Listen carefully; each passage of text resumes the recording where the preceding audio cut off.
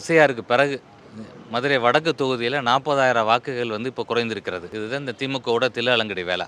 முதலமைச்சர் தொகுதியிலே 1,00,000 ஓட்டு குறையுது.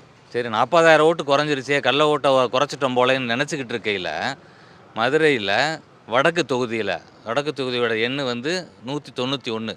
அதில் பாகம் எண் 98வது பாகத்தில் 844 வாக்காளர்கள் இருக்கிறாங்க எஸ்ஐஆருக்கு பிறகுன்னு ஒரு தகவல் வரைவு வாக்காளர் பெட்டியல் 19 தேதி அரசு வெளியிட்டிருக்கிறாங்க. அதை எடுத்து கொண்டு போய் ஆய்வு பண்ணி பார்க்கும்போது டெத்து கேஸ் இறந்தவர்கள் 29 பேர், டபுள் என்ட்ரி 1, ஷிஃப்ட்டு பெர்மனெண்ட்டாக ஷிஃப்ட் ஆகிடுறாங்க முகவரி மாறி, அவங்களுக்கு 12 பேர். அப்போ ஏறக்குறைய 50 பேர் அந்த ஒரே ஒரு பூத்தில், புதூரில் 98வது பூத்தில் நீங்கள் பார்த்தீங்கன்னா வந்து இந்த ரீட்டைன் பண்ணிடுறாங்க. அப்போ இந்த பிஎல்ஓ அரசு நியமித்த அதிகாரி என்ன செஞ்சுருக்கிறார்? கவனக்குறைவாக செயல்பட்டாரா, இல்லை ஆளுங்கட்சியோட அங்கே இருக்கக்கூடிய கவுன்சிலர் மற்ற ஆளுங்கட்சியோட நிர்பந்தத்துக்கு அடிபணிந்திருக்க இதுதான் தெரியணும் நம்மளுக்கு.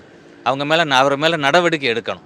ஒரு பூத்தில் மட்டும் ஒரு 50 ஓட்டு கள்ள ஓட்டு இவங்க இப்போ ரீட்டைன் பண்ணுறாங்கன்னா 266 பூத்து இந்த தொகுதியில் இருக்குது, மதுரை வடக்கு தொகுதியில். அப்போ இவங்க வந்து 5,000 to 10,000 ஓட்டை வந்து இப்படி இதே சைலண்ட்டாக பல இடத்துல குறி வச்சுருக்கிறாங்க. அப்போ வரக்கூடிய தேர்தலில் இந்த திமுக எல்லா வகை அராஜகத்தையும் கடைப்பிடிப்பாங்க. பணத்தை பயன்படுத்துவாங்க, ஆளை பயன்படுத்துவாங்க, அதிகாரியை பயன்படுத்துவாங்க. அப்படி பண்ணி இவங்க வந்து வெற்றி பெறதுக்கு முயற்சி செய்வாங்க.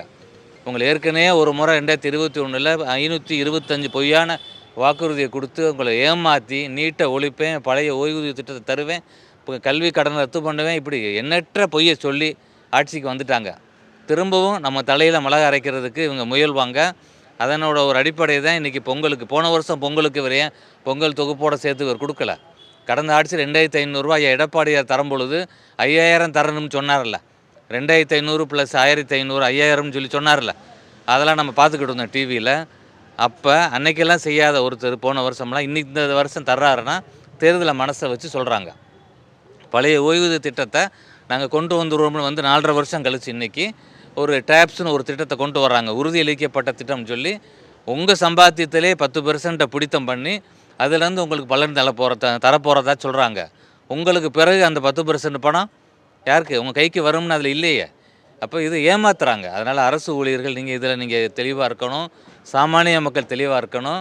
இந்த திமுக எல்லா வகை முறைகேடு ஏமாற்று வேலையில் ஈடுபடுவாங்க. நீங்கள் வந்து ஐயா எடப்பாடியார் மக்களை காப்போம் தமிழகத்தை மீட்போம்ன்ற எழுச்சி பயணத்தில் சந்தித்து உங்கள்கிட்ட எல்லாத்தையும் புட்டு வச்சுருக்கிறாரு. வர்ற தேர்தலில் நீங்கள் வந்து ஐயா எடப்பாடியார் தலைமையில் தமிழ்நாட்டில் அமையக்கூடிய என்டிஏ கூட்டணிக்கு வாக்களித்து வெற்றி பெற செய்யணும், தமிழ்நாட்டை காப்பாற்றணும் அப்படின்னு உங்களை இரு கரம் கூப்பி நான் வேண்டிக் கொள்கிறேன். நன்றி.